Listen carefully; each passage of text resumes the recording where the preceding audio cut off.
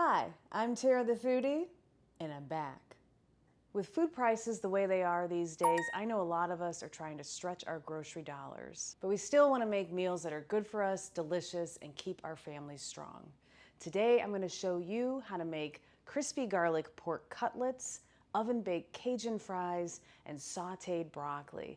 It's delicious, and it's under $3 a plate. So text your kids, no DoorDash tonight. Now let's get cooking. So here's everything we're using today. I have a plate of thin-cut boneless pork chops. I got a family pack that was on sale for like $15.88, and I'll be using 8 of them. 3 pounds of russet potatoes out of a 10-pound bag that was only $3.99. Score. I know. Who doesn't like potatoes? Who doesn't like a deal? And then a bag of frozen broccoli florets, about $2 a bag. And then some pantry staples like flour, eggs. I've got some garlic salt with parsley. This is my favorite one. I have to tell you about this one. It is from Aldi, and I'm gonna use Old Bay seasoning for my Cajun seasoning on the fries.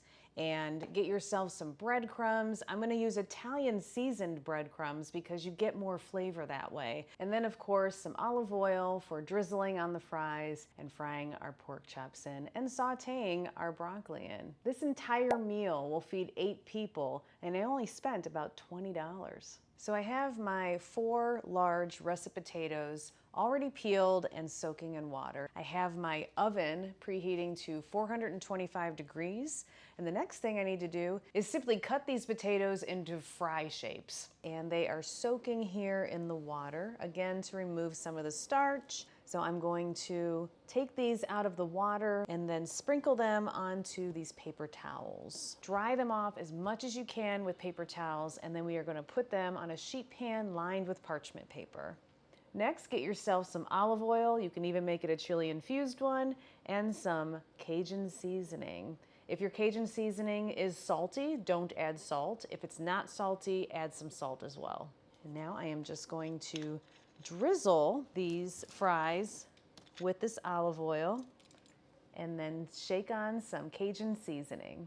And I want to be pretty generous with the Cajun seasoning. These are potatoes, and if you think of how much you have to salt a fry, well then that's about how much Cajun seasoning you have to put on these potatoes. Before I sneeze, I'm going to toss these fries so that everything is nicely coated. Then just try to arrange these in one layer if you can. As you can see, I have kind of a lot of fries. It makes a decent amount.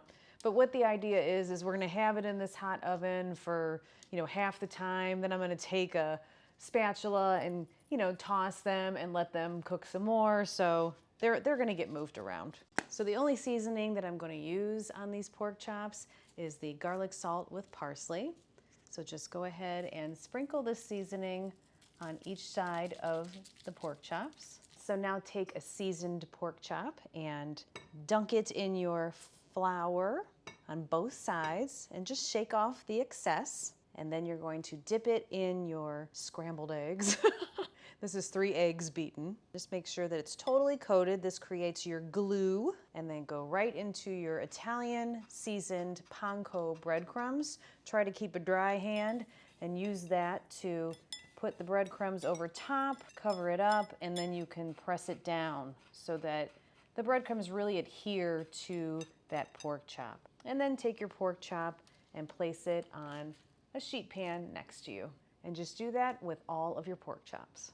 So as I stand in the wind of the fan that my husband sets up for me because I get really hot when I fry, I can have a little Beyonce moment while I make these pork chops.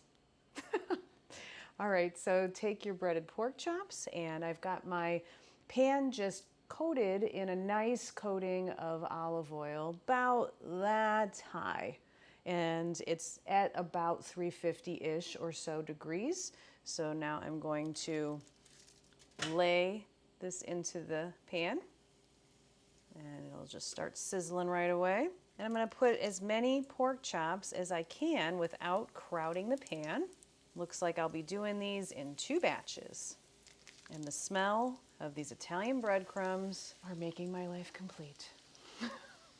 I am going to fry these for about 3 minutes on each side until they are golden brown. I'm gonna do that with all 8 of them and then place them on a wire rack to cool. And the last thing that you want to do is salt the tops of your pork chops. And I always use pink Himalayan salt. It's the best for you. So now I have my frozen broccoli florets. I microwaved these on high for just about 3 minutes so that they were no longer frozen.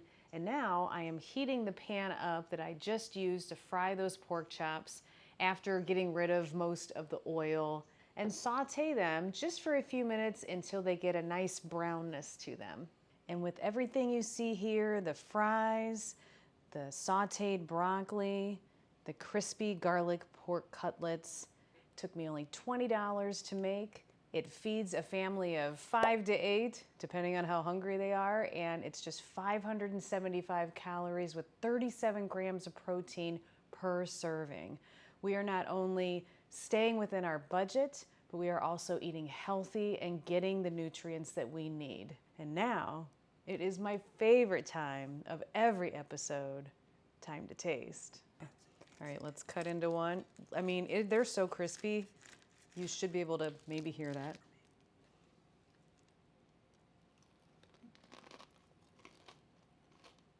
I heard it. Dude. Why don't you cut me a piece, babe? Oh my God.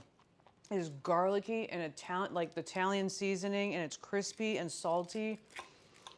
We're gonna eat so many of these. Yeah. What do you think? Yeah. It's really good. Like, now, these fries. Make love to it. Pretty crispy on the outside, especially for coming out of the oven. And on the inside, they are pillowy soft. The outside is spicy. They're sensational. I think the total amount of time I had them in the oven was probably more towards 45 to 50 minutes. It's up to you. How crispy do you want your fries? And then we have the broccoli. Take a bite. They are tender, they're perfectly cooked, they have a nice flavor and color to them. If you like this content and you want to see more budget-friendly meals that are also healthy and delicious, hit the like button and hit subscribe and the notification bell down below so that you never miss one of my videos. I'm Tara the Foodie, taking the mystery out of cooking for you, and I will see you next time.